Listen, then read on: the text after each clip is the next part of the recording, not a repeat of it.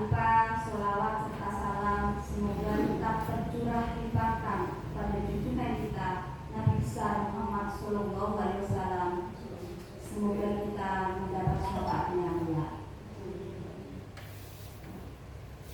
Di sini sebelumnya saya ingin menyampaikan terima kasih kepada Bapak Kepala Sekolah SDN Barat 1, Bapak Ahmad Syafiuddin MPD, dan juga teman-teman rekan guru SDN Barat 1 yang telah memberikan kesempatan meluangkan waktunya untuk mengikuti kegiatan diseminasi pembebasan modul 1T4 budaya positif yang akan dilakukan oleh calon guru penggerak angkatan 10 Ibu Siti Umami. Untuk menyingkat waktu, di sini kami aturkan kepada Bapak Ahmad Syafiuddin selaku Kepala SDN Barat 1 untuk menyampaikan pengantar sebagai pembuka dalam kegiatan kali. Waktu dan tempat kami persilakan. Assalamualaikum warahmatullahi wabarakatuh. Bapak Ibu yang saya hormati, teman-teman guru SDN Barat 1, wabil khusus adalah Ibu Siti Umami yang saat ini mengikuti program guru penggerak sebagai calon guru penggerak angkatan 10 bersama Ibu Suparniati. Bapak Ibu yang saya hormati, program guru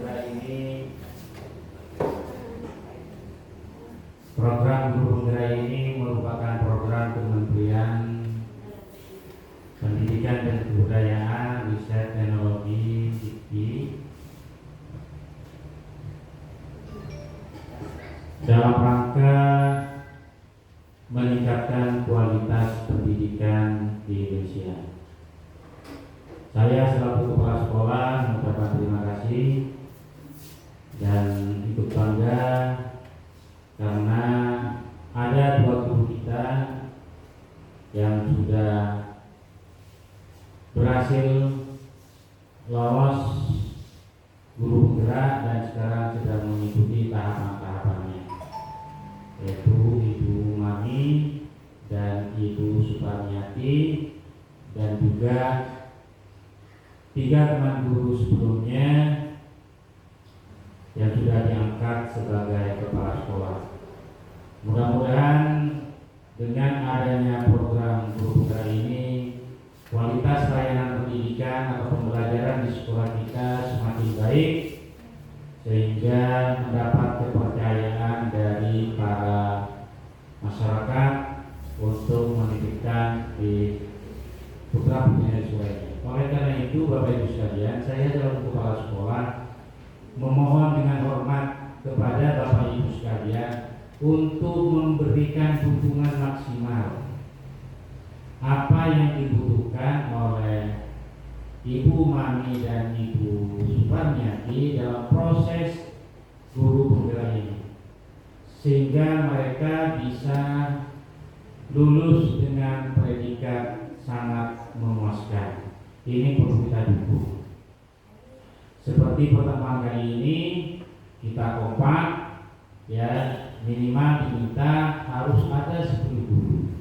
Oleh karena itu ini butuh dukungan kita semua. Mari kita korbankan sedikit waktu untuk mendukung secara nyata kesuksesan dan kelancaran tahapan yang sedang diikuti oleh teman kita, Bu Umami dan Bu Ati.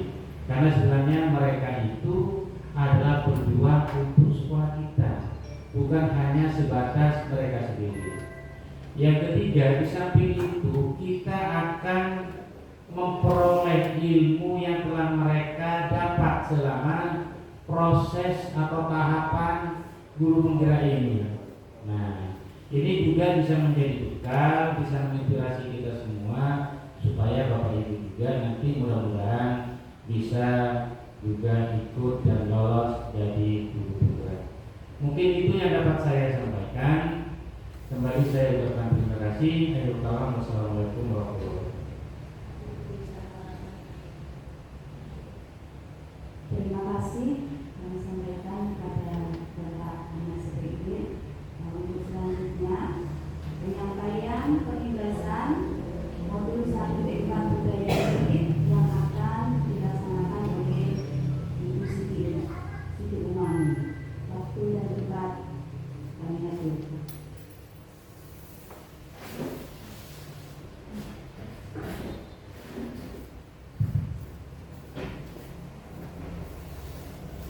Assalamualaikum warahmatullahi wabarakatuh. Bismillahirrahmanirrahim. Alhamdulillahirrahmanirrahim. Wassalatu wassalamu ala asyrofil mursalin sayyidina Muhammad wa ala alihi washabbihi ajmain. Amma ba'du. Pertama-tama marilah kita panjatkan puji syukur kita kehadirat Ilahi Rabbi yang telah memberikan hidayah, memberikan kesempatan dan kesehatan untuk kita bisa bertemu berkumpul di sini dalam acara diseminasi atau pembahasan modul 1.4 yaitu budaya positif. Yang kedua, sholawat dan salam mudah-mudahan selalu tercurah limpahkan kepada junjungan kita Nabi besar Nabi Muhammad SAW, yang mana kita harapkan syafaatnya kelak di akhirat. Selanjutnya pada kesempatan ini saya ucapkan terima kasih banyak kepada Bapak Ibu guru sekalian yang telah meluangkan waktu untuk bisa berkumpul di sini untuk mendukung kegiatan saya dalam rangka pembahasan tentang apa yang sudah saya pelajari pada program guru penggerak, yaitu sekarang sudah sampai pada akhir modul 1, yaitu modul 1.4, di mana pada akhir modul kita diberi tugas untuk melakukan diseminasi atau pembahasan apa yang sudah kita pelajari untuk bisa diibaskan kepada rekan-rekan guru semua, dengan tujuan kita bisa berkolaborasi dalam rangka membangun budaya positif di sekolah kita.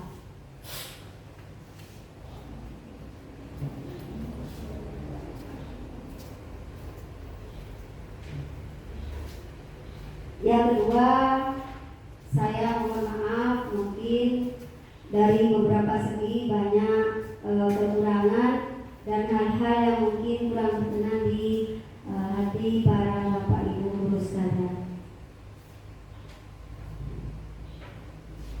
Saya mulai ini pembahasan modul 1.4 budaya positif. Pada modul 1.4 ini cukup banyak yang kita pelajari, bahkan sangat banyak ketika dibandingkan dengan modul-modul sebelumnya, yang mana pada modul-modul sebelumnya, pada modul 1.1, 1.2, 1.3 itu pada eksplorasi konsep hanya kita disuguhi materi beberapa halaman, kurang lebih sampai 16 halaman beserta tugas mandirinya. Pada modul 1.4 ini ada konsep-konsep yang sangat banyak dan beranak pinak. Pada konsep yang pertama itu masih ada beberapa halaman sampai berbelas-belas juga. Tetapi intinya di sini pada eksplorasi konsep budaya positif di sini intinya ada satu, disiplin positif dan nilai-nilai kebajikan universal, ada keyakinan kelas, restitusi 5 posisi kontrol, teori motivasi hukuman dan penghargaan, restitusi, kebutuhan dasar manusia dan dunia berkualitas, serta restitusi segitiga restitusi. Ada 6 poin yang dipelajari pada budaya positif. Kita mulai pada disiplin positif dan nilai-nilai kebajikan universal. Kita mulai dari kata disiplin. Sehari-hari kita sering mengatakan kata disiplin. Mungkin dalam pikiran kita disiplin adalah mematuhi aturan, seperti itu ya. Kita kaji lebih dalam lagi makna disiplin. Disiplin di sini berasal dari bahasa Latin yaitu disciplina yang artinya belajar. Makna asal dari kata ini berkonotasi dengan disiplin diri dari murid-murid Sokrates dan Plato. Disiplin diri membuat orang menggali potensinya menuju sebuah tujuan apa yang dia hargai. Namun dalam budaya kita, makna kata disiplin telah berubah menjadi sesuatu yang dilakukan seseorang pada orang lain untuk mendapatkan kepatuhan. Kecenderungan umum adalah menghubungkan kata disiplin dengan ketidaknyamanan, bukan dengan apa yang kita hargai atau pencapaian suatu tujuan mulia. Nah, disiplin positif di sini yang saya pahami adalah pembiasaan hal baik mencakup sikap atau perilaku maupun tutur kata oleh seluruh warga di sekolah, terutama bagi murid, agar dapat berkembang menjadi pribadi yang kritis, mandiri, dan bertanggung jawab. Itu yang ditarik kesimpulan oleh saya sendiri bahwa disiplin positif adalah pembiasaan hal baik yang mencakup sikap ataupun perilaku, tutur kata dari seluruh warga sekolah. Di sini seluruh warga sekolah ya, bukan hanya murid, tetapi termasuk guru dan juga tenaga kependidikan yang ada. Nah, kita di sini sebagai pendidik, apa yang menjadi tujuan dalam disiplin positif adalah untuk menciptakan peserta didik yang memiliki disiplin diri, sehingga mereka berperilaku mengacu pada nilai-nilai kebajikan universal dan memiliki motivasi dalam diri menuju perubahan perilaku yang lebih baik. Sekarang kita lanjutkan pada miskonsepsi tentang teori kontrol. Di sini yang berbanding terbalik dengan konsep teori kontrol, di mana dipercayai di sini yang pertama yaitu ilusi guru mengontrol murid. Dalam pikiran kita bahwa seorang guru itu pada budaya disiplin tugasnya mengontrol murid, seperti itu. Yang kedua, kita juga berilusi bahwa orang dewasa berhak memaksa. Selanjutnya, semua penguatan positif, efektif, dan bermanfaat. Itu miskonsepsi yang terjadi. Yang selanjutnya yaitu kritik dan membuat rasa bersalah mampu menguatkan karakter.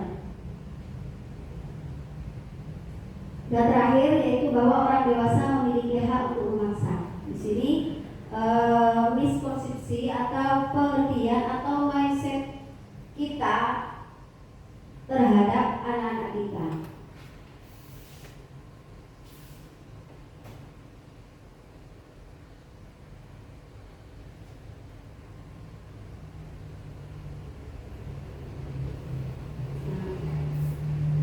Miskonsepsi tersebut seharusnya harus diubah berdasarkan ini paradigma menjadi paradigma stimulus respon ke posisi kontrol.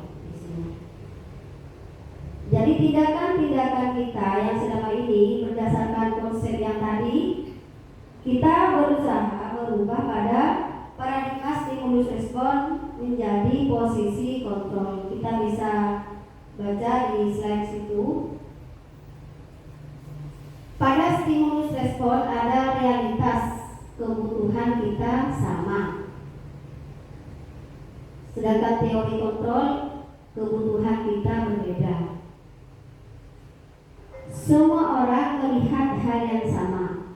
Pada teori kontrol, setiap orang memiliki gambaran berbeda. Kita mencoba mengubah orang agar berpandangan sama dengan kita.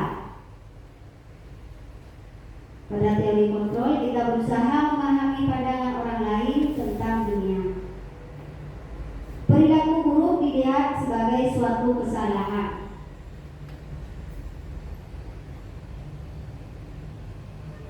Pada teori kontrol, semua perilaku memiliki tujuan, baik perilaku yang tidak kita inginkan ataupun perilaku yang kita inginkan, semua memiliki tujuan. Pada stimulus respon, ada orang lain bisa mengontrol saya. Nah, sedangkan di teori kontrol hanya Anda yang bisa mengontrol diri Anda. Saya bisa mengontrol orang lain. Di teori kontrol Anda tidak bisa mengontrol orang lain. Stimulus respon pemaksaan ada pada saat rujukan gagal. Pada teori kontrol, kolaborasi dan konsensus menciptakan pilihan-pilihan baru. Yang terakhir yaitu model berpikir menang kalah pada stimulus respon. Sedangkan di teori kontrol, model berpikir menang-menang.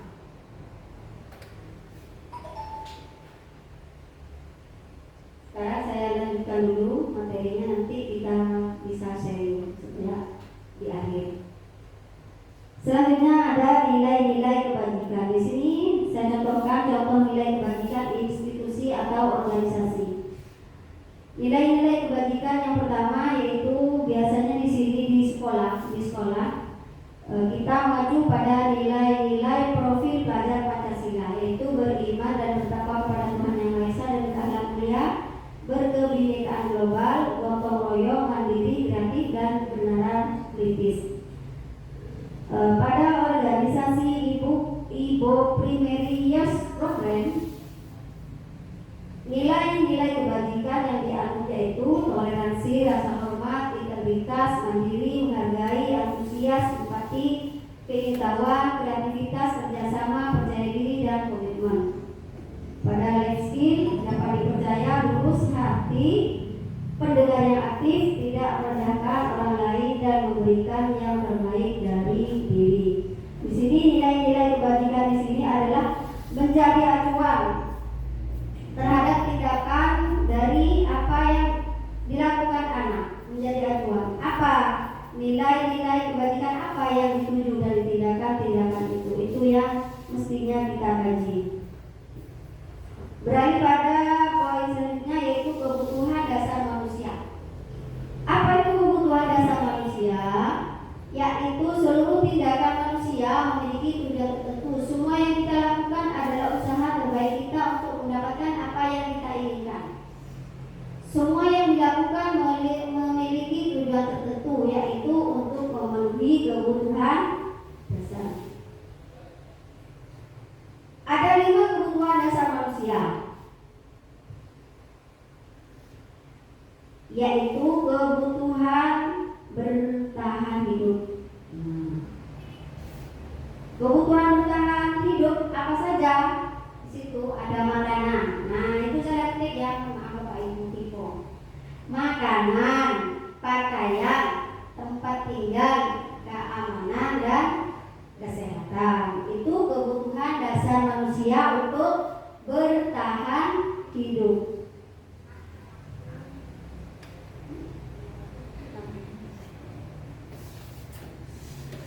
Yang kedua yaitu kasih sayang dan rasa diterima. Nah, kita butuh kasih sayang dan rasa diterima. Di antaranya yaitu dipedulikan, berbagi, kerjasama, dan menjadi bagian dalam kelompok. Yang selanjutnya ada kebutuhan dasar manusia yaitu penguasaan. Pada penguasaan ada harga diri, keinginan untuk dianggap, memimpin, berprestasi, diakui, dan didengar. Kebebasan yaitu ada mandiri, memiliki pilihan, mencoba hal baru, dan mampu mengendalikan Yang terakhir yaitu kebutuhan dasar manusia tentang kesenangan. Kita punya kebutuhan dasar yaitu kesenangan seperti bermain, bercanda, humor, itu antusias dan tertawa. Itu adalah kebutuhan kita akan kesenangan. Nah, di sini ada kasus untuk mengkaji kebutuhan dasar manusia. Di situ ada kasus Ibu Ambar, guru wali kelas 2A di SD Pelita Hati, sedang bingung menghadapi ulas salah satu murid di kelasnya Doni. Beberapa anak di kelas 2A telah datang padanya dan mengeluhkan Doni yang sering meminta bekal makan siang mereka dengan paksa.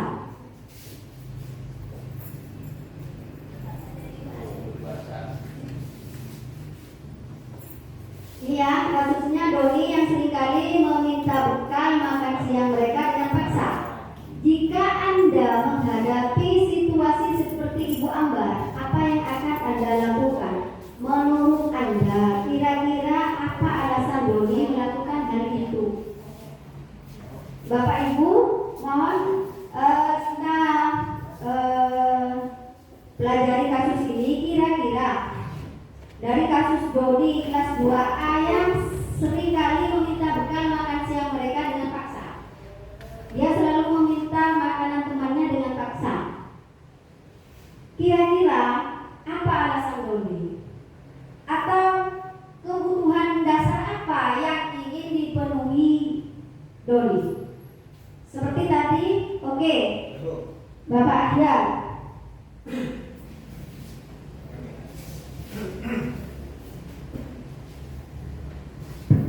Terima kasih. Menurut hemat saya, pendapat saya, Doni mungkin terlalu lapar mungkin. Kedua, mungkin memang tidak ada uang saku.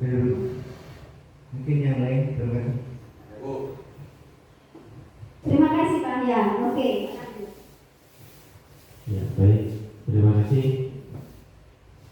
Kalau menurut saya, Doni ini kan yang namanya anak-anak itu kan pasti memiliki rasa pingin, kan seperti itu. Memiliki rasa pingin meskipun dia sudah ada uang saku, terus mungkin juga seperti yang Pak Ahyar sampaikan, mungkin uang sakunya habis, sehingga Doni ini merasa lapar, terus juga dan mungkin merasa pingin dengan apa yang dimiliki temannya. Entah itu kan contohnya seperti yang sudah kita ketahui di kantin. Terus kantin kita itu kan setiap hari itu kan sama, kan seperti itu. Mungkin ada yang buat kalau nasi ya mungkin sudah jual nasi, terus sosis, terus dan semacamnya. Mungkin Doni ini merasa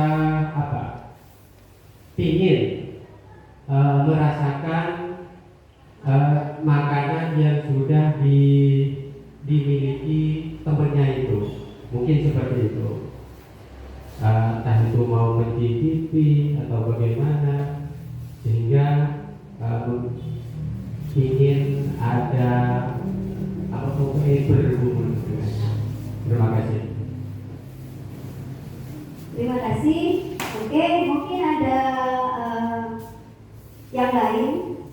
Apa kira-kira menurut tadi kebutuhan dasar manusia yang 5 itu? Ada yang untuk bertahan hidup, kesenangan, kebebasan. Di situ kasusnya Doni, kira-kira kebutuhan apa yang diinginkan Doni seperti itu? Menurut bapaknya tadi dia lapar. Kita identifikasi bersama. Lapar berarti Doni butuh bertahan hidup untuk bertahan hidup.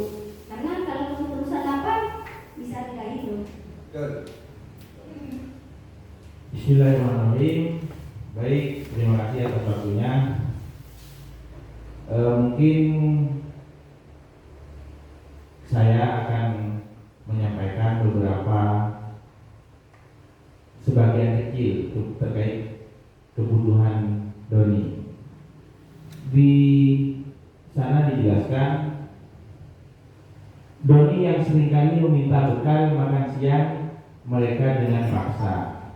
Jadi seolah-olah doni ini membutuhkan kasih sayang. Artinya jika dikaji lebih dalam lagi, doni ini membutuhkan cinta. Ya. Jadi dengan cinta membutuhkan kasih sayang sehingga doni itu bisa dinikmati apa yang dibutuhkan. Jadi begitu. Ya, cukup. Terima kasih Pak Sultan. Analisa Pak Sultan di sini yang dibutuhkan doni adalah kasih sayang, ya. Kasih sayang. Ada yang lain mungkin? Saya kira semua kebutuhan dasar yang di sini tergantung kita yang menilai. Bisa kita identifikasi doni kebutuhan dasarnya dalam hal ini adalah seperti yang disampaikan Pak Yan, yaitu kebutuhan untuk bertahan hidup bisa saja. Karena seperti tadi mungkin dia lapar, uang sakunya habis. Jawaban Pak Rajun juga benar. Mungkin dia bosan dengan makanan di kantin yang itu saja. Sehingga kebutuhan dasar yang dibutuhkan doni adalah kebebasan. Dia ingin mencicipi rasa yang beda dari apa yang ada di kantin dan dimakan sehari-hari di rumah. Jawaban Pak Sultan juga benar. Dengan maksa minta, kebutuhan doni itu butuh kasih sayang. Dengan meminta seperti itu, otomatis doni temannya doni akan melaporkan kepada gurunya. Nah, ketika dilaporkan, doni akan dipanggil seperti itu. Artinya doni butuh perhatian dan juga kasih sayang. Nah, pada kita jawab penguasaan juga benar. Doni ingin menguasai temannya, seperti itu. Ketika dia minta-minta, dia merasa berkuasa. Kesenangan juga bisa. Dalam kasusnya doni yang meminta paksa bekal temannya, bisa diidentifikasi doni juga butuh kesenangan. Dia cuma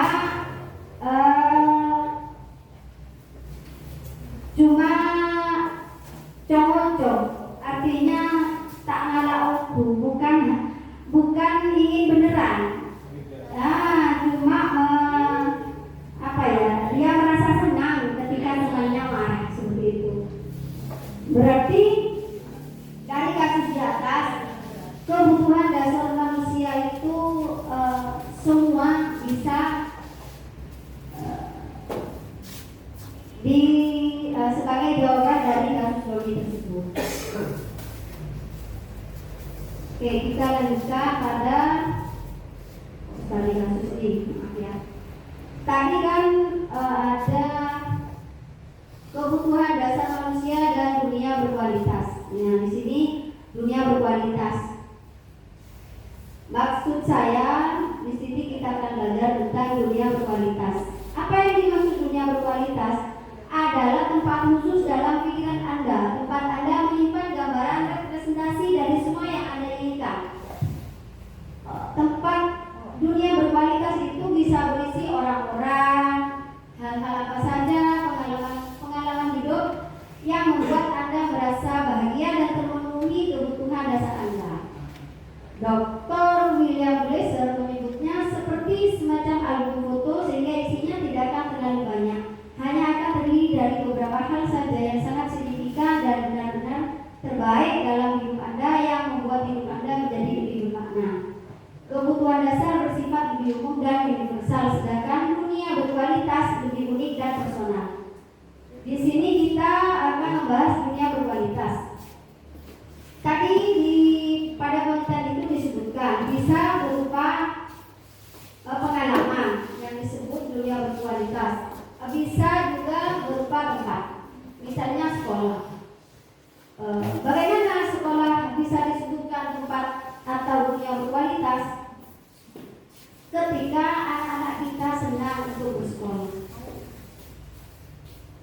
ketika anak-anak merindukan untuk bersekolah ketika libur beberapa hari. Ketika anak-anak kita senang berlama-lama di sekolah. Itu yang namanya sekolah termasuk dunia berkualitas. Atau ketika anak-anak hore ketika libur, bisa dipertanyakan sekolah kita ini termasuk dunia berkualitas menurut dia atau bukan. Nah, disinilah peran kita untuk membudayakan budaya positif sehingga sekolah kita termasuk pada dunia berkualitas mereka. Kita beralih pada restitusi 5 posisi kontrol. Di sini pada guru ya, 5 posisi kontrol. Yang pertama ada penghukum. Ada tipe guru penghukum. Yang kedua, pembuat merasa bersalah. Yang ketiga, menjadi teman. Yang keempat, pemantau. Dan yang kelima, manajer. Tanpa kita sadari, kita mempunyai 5 posisi kontrol di sini. Kira-kira kita dari sekarang bisa mengingat tindakan kita terhadap murid di sini kemarin-kemarinnya sebagai apa? Sebagai penghukumkah atau pembuat rasa bersalah? Apa sebagai teman atau jadi pemantau atau bahkan jadi manajer? Oke, saya lanjutkan di sini. Nah, kalau jadi penghukum di sini, seorang penghukum bisa menggunakan hukuman fisik maupun verbal. Orang-orang yang menjalankan posisi penghukum senantiasa mengatakan bahwa sekolah memerlukan sistem atau alat yang dapat lebih menekan murid-murid lebih dalam lagi. Guru-guru yang menerapkan posisi penghukum akan berkata, ini yang sering dikatakan guru yang sebagai penghukum, patuhi aturan saya, atau awas, kamu selalu saja salah, selalu pasti selalu yang terakhir selesai. Ini kata-kata ketika kita sering mengucapkan seperti itu berarti posisi kontrol kita berada pada sebagai penghukum. Yang kedua, pembuat orang merasa bersalah. Pada posisi ini biasanya guru akan bersuara lebih lembut. Pembuat orang merasa bersalah akan menggunakan keheningan yang membuat orang lain merasa tidak nyaman, bersalah atau rendah diri. Kata-kata yang keluar dengan lembut akan seperti ini. Ibu sangat kecewa sekali dengan kamu. Berapa kali Bapak harus memberitahu kamu ya? Gimana coba kalau orang tua kamu tahu kamu berbuat begini? Nah, di posisi ini murid memiliki penilaian diri yang buruk tentang diri mereka. Mereka merasa tidak berharga dan telah mengecewakan orang-orang yang menyayanginya. Itu tipe pembuat orang merasa berharga. Tipe selanjutnya yaitu teman. Guru pada posisi ini tidak akan menyakiti murid, namun akan tetap berupaya mengontrol murid melalui persuasi. Posisi teman pada guru bisa negatif ataupun positif. Positif di sini berupa hubungan baik yang terjadi antara guru dan murid. Guru di posisi teman menggunakan hubungan baik dan humor untuk mempengaruhi seseorang. Mereka akan berkata, ini yang biasanya dikatakan oleh guru yang posisi kontrolnya sebagai teman. Ayo bantulah demi Bapak ya. Ayo ingat tidak bantuan Bapak selama ini. Ya sudah, kali ini tidak apa-apa. Nanti Ibu bantu bereskan. Ini biasanya yang sering diucapkan oleh guru yang posisi kontrolnya sebagai teman. Hal negatif dari posisi teman adalah bila suatu saat guru tersebut tidak membantu, maka murid akan kecewa dan berkata, saya pikir Bapak atau Ibu teman saya. Murid merasa dikecewakan dan tidak mau lagi berusaha. Hal lain yang mungkin timbul adalah murid hanya akan bertindak untuk guru tertentu dan tidak untuk guru lainnya. Murid akan tergantung pada guru tersebut. Nah, selanjutnya posisi monitor atau pemantau.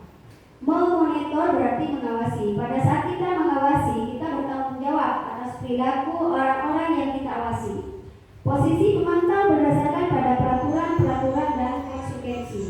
Dengan menggunakan sanksi atau konsekuensi, kita dapat memisahkan hubungan pribadi kita dengan murid. Sebagai seseorang yang menjalankan posisi pemantau, pertanyaan yang diajukan seorang pemantau yaitu, praktiknya apa?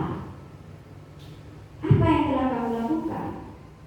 Sanksi atau konsekuensinya apa? Seorang pemantau sangat mengendalikan perhitungan, catatan, data yang dapat digunakan sebagai bukti atas perilaku seseorang.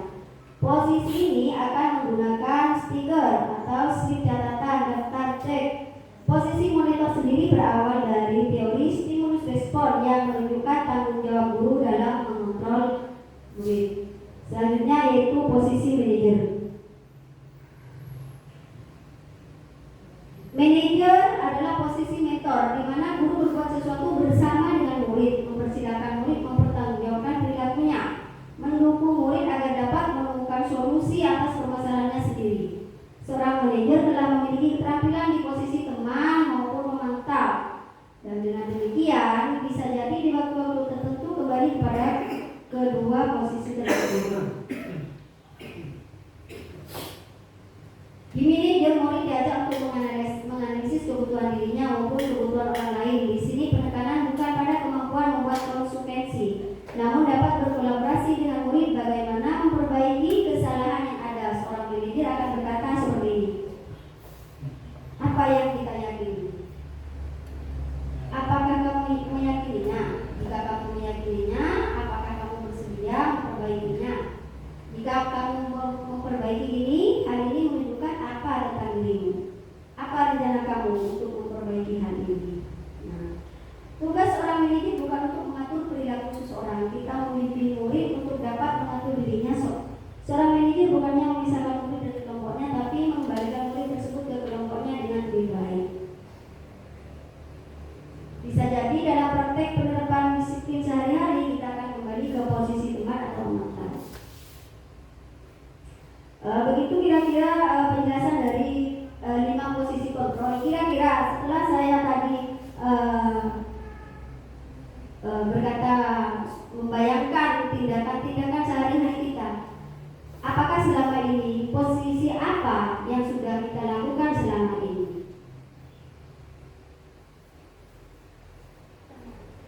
Ya, bisa Bu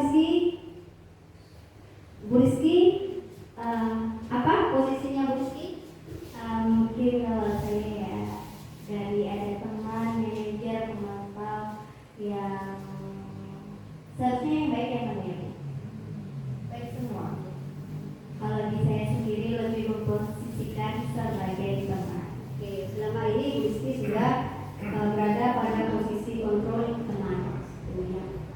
Mungkin yang lain di sini bermacam-macam. Kalau Pak Yan mungkin posisi kontrolnya berada pada.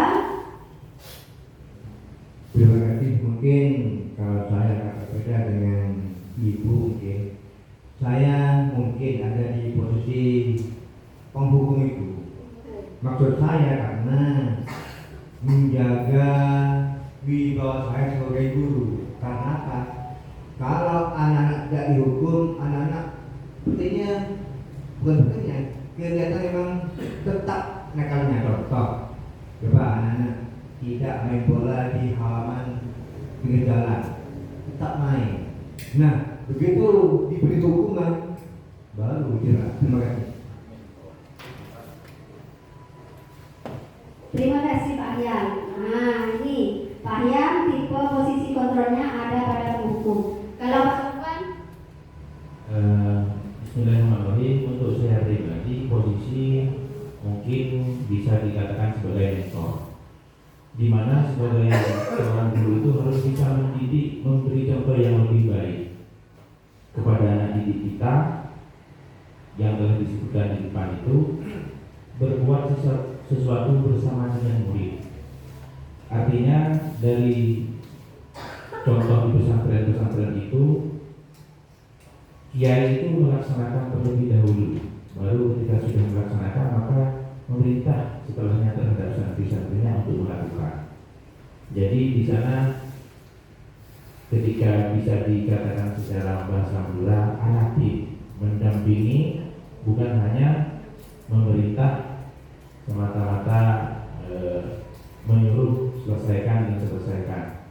Jadi mendampingi dan menemani peserta didik, mungkin hanya itu. Terima kasih Pak Zulfan.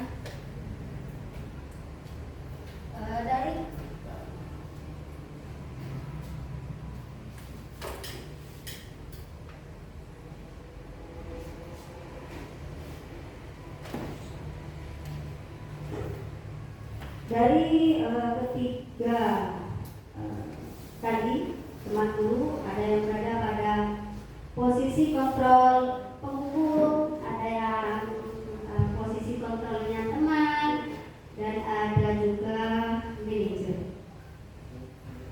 Di sini disampaikan ketika menjadi seorang penghukum, di sini akan berdampak pada murid. Artinya benar ketika guru berkata tidak boleh, itu harus, ini tidak. Nanti ketika guru tidak ada, guru yang bersangkutan tidak ada, maka kemungkinan besar murid akan mengulangi. Pada posisi teman tadi ada nilai positif dan ada nilai negatif. Di situ sudah disampaikan. Nilai negatifnya yaitu murid merasa dikecewakan ketika guru itu tidak membantunya. Murid berpikir, oh saya kira ibu akan menjadi teman saya, ternyata tidak. Dan akan hanya kepada guru tersebut, tidak ke guru yang lain. Posisi manajer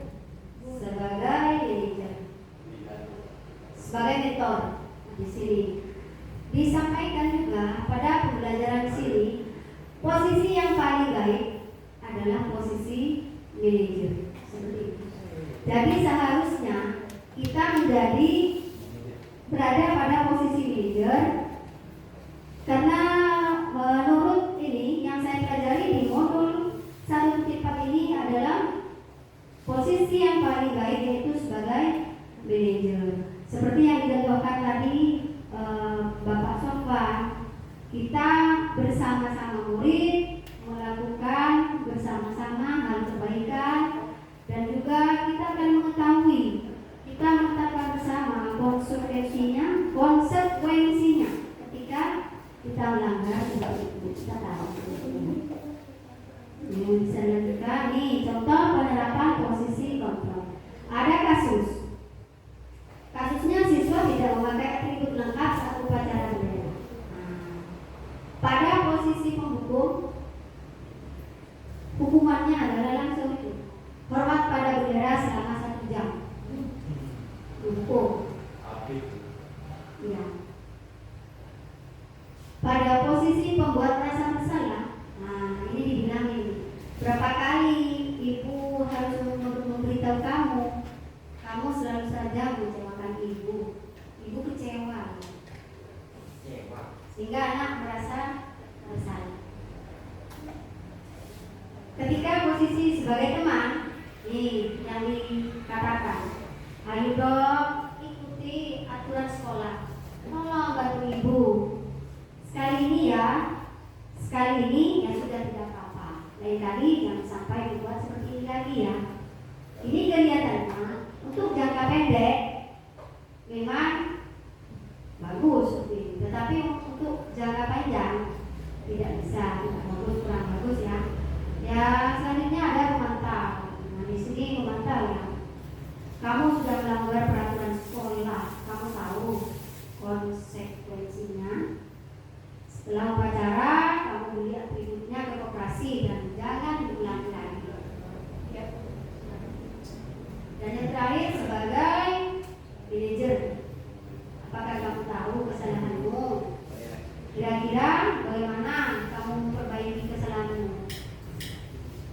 Nanti di sini anak-anak akan menjawab, ya Pak, saya tidak menyangkai atribut. Nah, ditanya lagi, bagaimana kamu memperbaiki kesalahanmu? Untuk menunjukkan saya akan melengkapi atribut saya. Ya, untuk yang manajer. Kita lanjutkan. Ini sudah ya.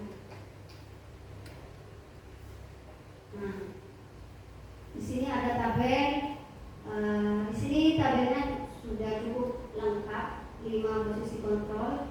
Di situ ada yang bertuliskan daerah, ada penghukum, pembuat orang merasa bersalah, teman, atau manajer. Di situ ada ketika jadi posisi kontrol kita ada pada penghukum dan pembuat orang merasa bersalah, itu identitasnya identitas gagal.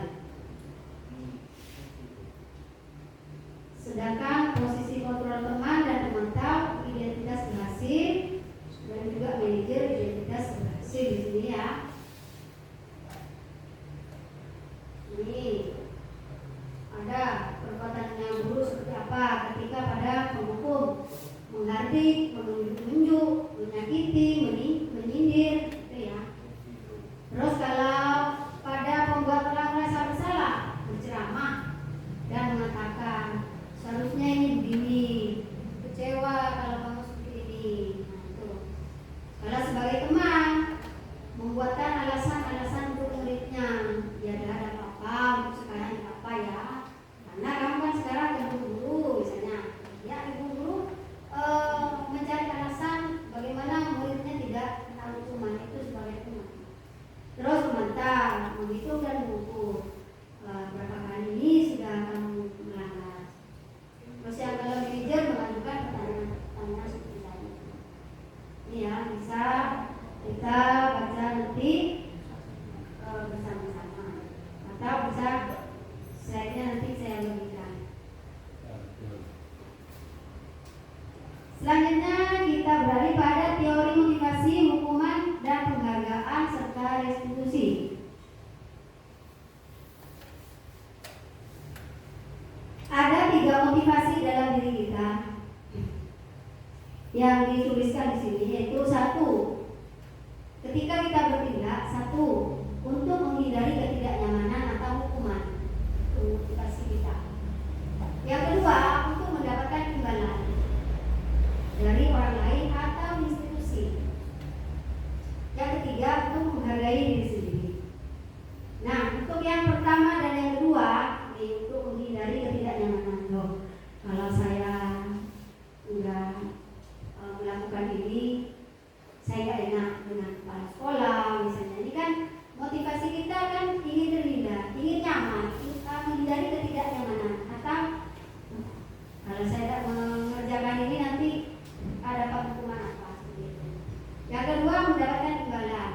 Nah, saya datang saja, ini kan nanti ada konsumsi dan transport. Jadi kan kita berguna. Ini namanya motivasi eksternal, motivasi yang datangnya dari luar. Sedangkan yang ketiga, ini berdasarkan kesadaran diri. Ya, saya harus datang karena saya ini kesempatan buat saya. Saya di sini bisa belajar. Nah, ini adalah motivasi yang intrinsik, artinya motivasi dari dalam, dari diri sendiri. Ya. Untuk murid-murid kita mungkin sedikit yang mempunyai motivasi internal. Mudah-mudahan Bapak Ibu guru yang banyak, karena yang banyak memiliki motivasi intrinsik ini. Nah, ini ada hukuman, konsekuensi, dan restitusi perbedaannya. Kalau hukuman tidak terencana atau tiba-tiba, ya kan seringkali kita ketika melihat anak melanggar, kita memang hukuman yang dilakukan spontan. Ditindaklah mencem, berdiri misalnya. Apa? Spontan, artinya tidak terencana dan tiba-tiba. Dan seringkali murid tidak tahu apa yang terjadi atau tidak dilibatkan, artinya tidak ditanya apa. Selanjutnya bersifat satu arah, hanya untuk murid, dan berupa hukuman fisik ataupun psikis. Tidak berupa tindakan, tetapi berupa ceramahan itu.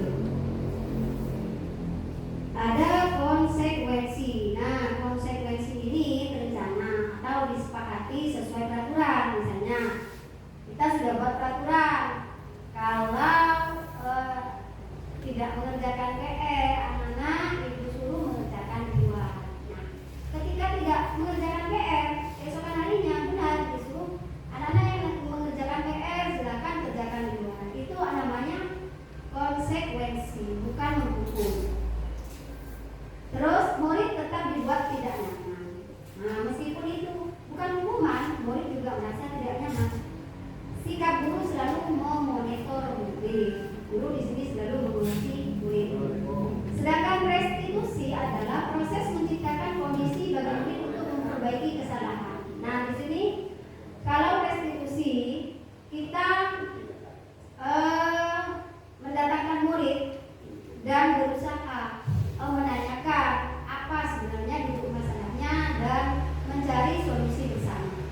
Yang kedua, proses kolaboratif yang mengajarkan murid untuk mencari solusi sendiri. Nah, di sini perbedaan antara hukuman, konsekuensi, dan restitusi. Nah, sini ada lagi ya. Mencatat 1000 kali di dalam buku kalimatnya, saya tidak akan terlambat lagi. Ini kasusnya karena terlambat di sekolah. Menurut Bapak Ibu, ini termasuk hukuman atau konsekuensi? Konsekuensi. Oke, menurut saya konsekuensi ya. Ada lagi yang menjawab hukuman atau konsekuensi? Ya. Yang kedua, lari mengelilingi lapangan basket 2 kali karena terlambat hadir ke sekolah. Nah, oke. Murid diminta untuk push up 15 kali karena tidak menggunakan masker ke sekolah. Nah, menggantikan kertas tugas teman yang telah dicoret-coret. Membersihkan tumpahan air di meja tulis karena tersenggol pada saat belajar. Murid disuruh untuk tidak mengenakan sepatu seharian di sekolah karena tidak mengenakan sepatu hitam. Hukuman. Lari mengelilingi lapangan basket 2 kali karena terlambat 10 menit untuk pelajaran di luar. Hukuman. Oke, kita lihat bersama-sama. Nah, sini ya.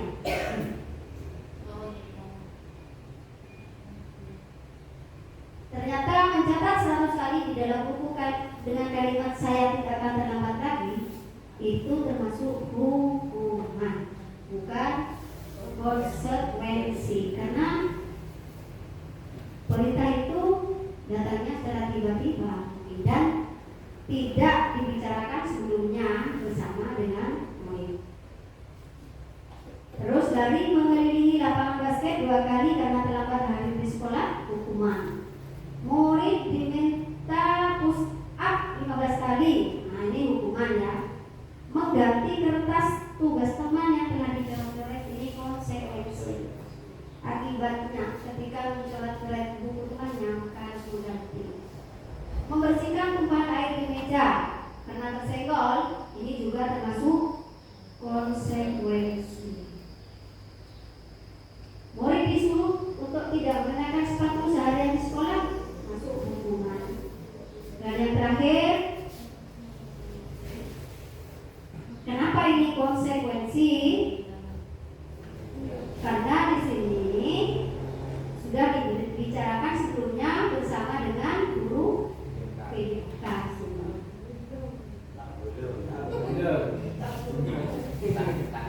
Kita beralih pada keyakinan kelas. Di situ di pelajaran yang saya pelajari ada banyak pertanyaan seperti ini.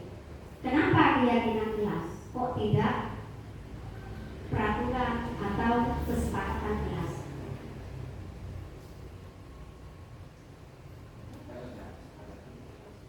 Di sini saya jawab sendiri ya. Saya sudah tuliskan di sini.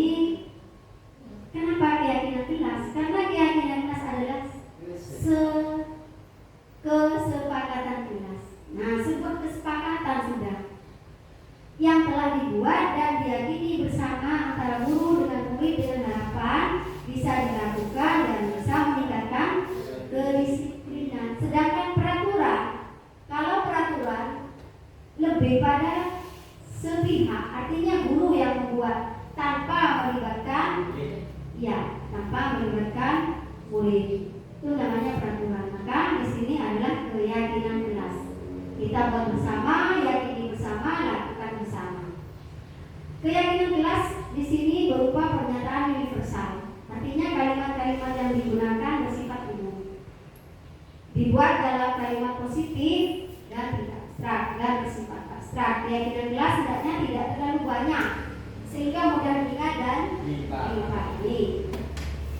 Semua warga kelas hendaknya ikut berpartisipasi dalam pembuatan keyakinan kelas melalui kegiatan mengutarakan pendapat. Nah, di sini ketika kita membuat keyakinan kelas, kita bisa mengajak siswa kita untuk mengutarakan pendapatnya, bisa dengan cara menuliskan di kertas atau di papan tulis atau mengutarakannya secara verbal. Nah, di sini ini yang sudah saya lakukan kemarin, dia di kelas 1 karena kesulitan di sini kelas 1 masih ada yang kurang lancar menulis dan membaca, tetapi kalau ngomong pinter, jadi caranya seperti itu. Sekarang kita akan membuat keyakinan kelas anak-anak. Ayo, kira-kira apa saja yang akan kita lakukan di kelas ini? Maka dengan mengajukan tangan mereka bisa mengutarakannya melalui pendapatnya. Kalau yang bisa menulis, dia menuliskan di papan tulis. Menyusunnya. Ini proses. Setelah kita berhasil mengakomodir pendapat siswa, nah kita membuatnya atau mendesain keyakinan kelas agar menarik, mudah dilihat sehingga dilakukan. Ini dengan cara ditempel bersama-sama. Jadilah keyakinan kelas.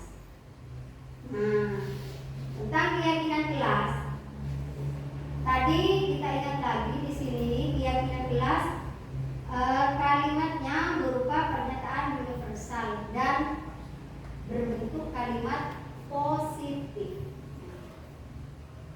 Sini kita kaji bersama-sama. Selalu kembalikan buku ke tempatnya.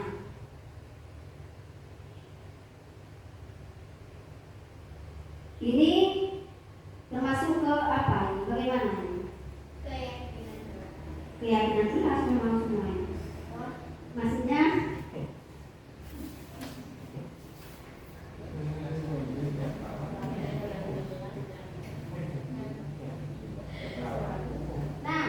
maksud saya kalimat universal yang kita inginkan seperti itu, Ibu. Kan kalau situ terlalu panjang, selalu kembalikan buku ke tempatnya. Berarti anak-anak diharapkan untuk apa? Tanggung ya. Iya, siapa yang mengambil dan harus mengembalikan. Dilarang mengganggu orang lain. Berarti keyakinan yang akan kita lakukan adalah menghormati ilmu. Hadir di sekolah 15 menit sebelum pembelajaran dimulai. Disiplin. Dilarang melakukan kekerasan. Saling menyayangi. Dilarang menggunakan narkoba. Jaga kesehatan. Bergantian atau menunggu giliran. Gunakan masker. Jangan berlari di kelas. Kita lihat. Saya ingin guru-guru yang masih ya. Selalu kembalikan buku ke tempatnya. Tanggung jawab. Dilarang mengganggu orang lain. Hormati. Hadir ke sekolah 15 menit sebelum pembelajaran. Menghormati orang lain dan berkomitmen. Dilarang melakukan kekerasan. Sini keselamatan dan menghormati orang lain. Dilarang menggunakan narkoba, kesehatan. Ya jelas sekali di sini. Yang terakhir ini mungkin ada segitiga restitusi. Segitiga restitusi adalah suatu proses dialog yang dijalankan guru atau orang tua agar dapat menghasilkan murid yang mandiri dan bertanggung jawab. Segitiga restitusi membantu murid memiliki tujuan, disiplin positif, dan memperbaiki dirinya setelah berbuat salah. Restitusi bukan untuk menebus kesalahan, namun untuk belajar dari kesalahan. Maaf, tulisannya banyak yang typo. Ini ya, segitiga restitusi. Di sini langkah-langkahnya ada 3, yaitu yang pertama, yang warna hijau itu menstabilkan identitas. Kita melakukan dialog dengan murid yang melanggar, misalnya yang pertama yang kita lakukan menstabilkan identitas, yaitu mengubah identitas anak dari orang yang gagal karena melakukan kesalahan menjadi orang yang sukses. Contoh kata yang bisa digunakan ini, salah itu sifatnya manusia. Semua orang pasti berbuat salah.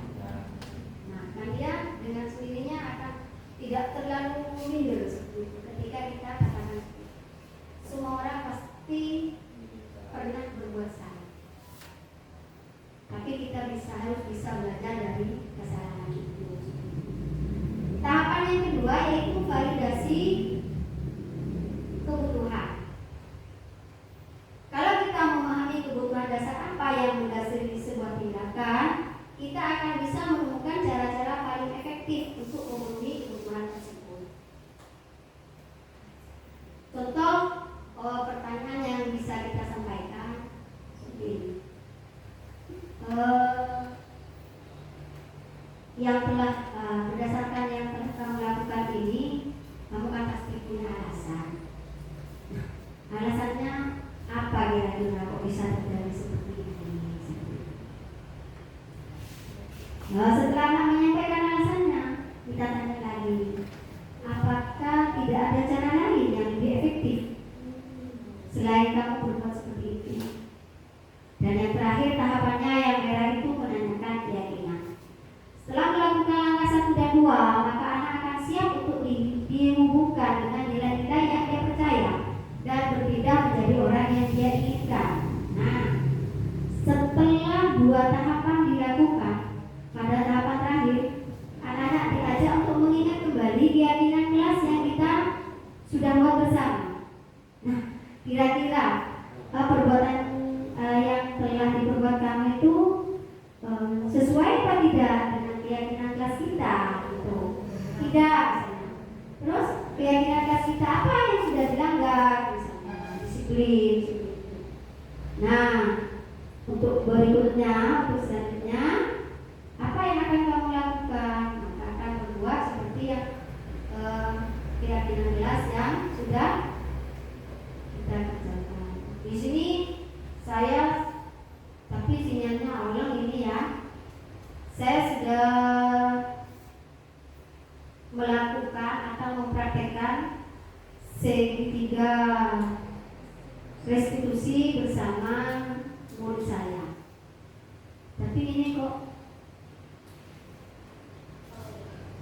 orang. Di sini yang pertama saya ceritakan saja ya. Ketika saya mempunyai murid yang sering terlambat, saya lakukan segitiga restitusi. Akhirnya dia menyampaikan alasannya, keterlambatannya, karena dia katanya kalau malam kelamaan main game. Setelah saya lakukan segitiga restitusi itu, maka dia berhasil menemukan solusinya. Bagaimana agar tidak terlambat? Maka anak itu akan tidak berlama-lama main game dan segera tidur sehingga tidak terlambat lagi datang ke sekolah.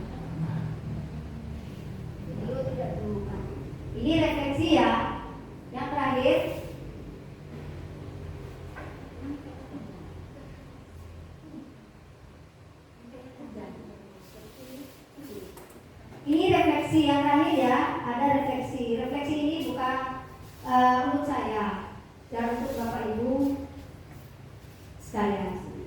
Kan baru apa yang mengubah paradigma saya, apa yang saya dapatkan dalam kegiatan ini. Terus perasaan apa yang muncul selama mengikuti kegiatan ini. Peran Among seperti apa yang telah saya lakukan selama mengikuti pembelajaran modul ini. Saya akan menjadi seperti Among apakah setelah mengikuti pembelajaran pada modul ini. Ini refleksi ya. Sebelum saya tutup, mungkin di antara Bapak Ibu sekalian ada yang akan disampaikan baik berupa pertanyaan ataupun pernyataan. Saya persilahkan. Kalau sudah tidak ada, saya akan mengakhiri acara